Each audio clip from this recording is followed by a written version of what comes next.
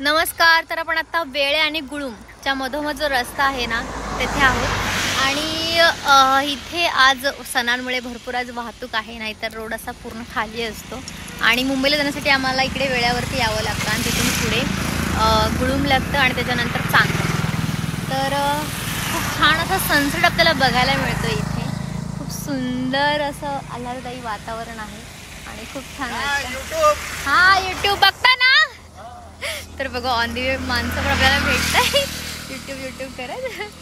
तर यूट्यूब चॅनलने मला भरपूर अशी माणसं जोडून दिलेत असं मी म्हणेल की खूप सारे जण मला ओळखतात आणि मलाही गावाला येऊन सगळ्यांच्या भेटीगाठी घ्यायला आवडतं, बोलायला त्यांच्याशी आवडतं, त्यांच्याशी गप्पा गोष्टी करायला. मला असं वाटतं की माझं ते म्हणेल की एक माझी जी ड्युटी आहे की आता मला गावाला आलं की सर्वांशी बोलणं आहे आणि जेव्हा आपण सगळेजण असे मला भेटतात तेव्हा सगळे आता ओळखत असल्यामुळे आता सगळीकडे गाजत आहे चांगले. त्याच्यामुळे खूप क्रेज आहे, लहान मुलांपासून ते एकदम वयस्कर माणसांपर्यंत सगळेजण खूप आपुलकीने माझ्याशी बोलतात आणि सरळ असं डायरेक्ट असं म्हणतात तू माझीच मुलगी आहेस, हे मुलगी आहेस, हे जे मी कमवलं आहे ना की खरंच सगळ्यांचं वाटणं. आणि त्याच्यात आत्ता कालचीच गोष्ट आहे, मी अशी स्कूटीवरून येते, स्कूटीवरती मला स्कूटी थांबून मला सांगतात की आम्ही तुझे व्हिडिओ पाहतो आणि खूप छान असतात, माझ्या मुली तुझे व्हिडिओ पाहतात, असं सगळेजण म्हणजे सांगत असतात मला. आणि कालसुद्धा असेच एक जण तर हात जोडून मला म्हणाले की तू एक नंबर कलाकार आहेस, आम्ही तुला मानलं की म्हणजे काय त्यांचे ते शब्द वगैरे होते आणि हात त्यांनी जोडून मला ते बोलत होते ना. मला लिटरली असं झालं की खरंच काही गोष्टी मला कॅमेऱ्यामध्ये कैद करता येत नाहीत, कारण ऑन दी स्पॉट झालेल्या असतात त्या, काय त्याच्यामध्ये काही स्क्रिप्ट नसते आणि लोकांचे कॅमेऱ्यामध्ये सगळेजण हे नसतात. पण ते जे मी अनुभवलं ना की त्यांनी हात जोडून मला बोलले की तू एक चांगली कलाकार आहेस, एक नंबर, तर मला खरंच धन्य वाटतं. तर मी यूट्यूब जेव्हा चालू केलं तेव्हा माझा असं मोठं असा काही नव्हता, पण जे काही मला वाटत होतं गावाबद्दलची आस्था होती ते थोडासा एक प्रयत्न म्हणून केला.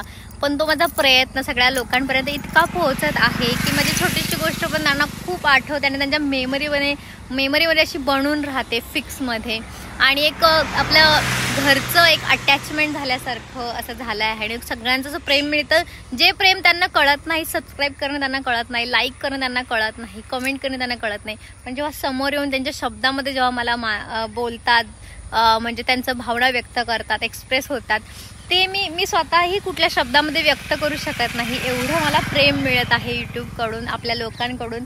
कारण मी घराघरात पोहोचलेले आहे, माझा आवाजही एकदम दुमदुमत आहे असं मी म्हणू शकते. आणि एक माझा तर छोटासा प्रयत्न होता, पण आता सगळेजण एवढे सपोर्ट करतात तर मला लाखो आणि मिलियन्समध्ये काही मला काउंटची गरज नाही आहे.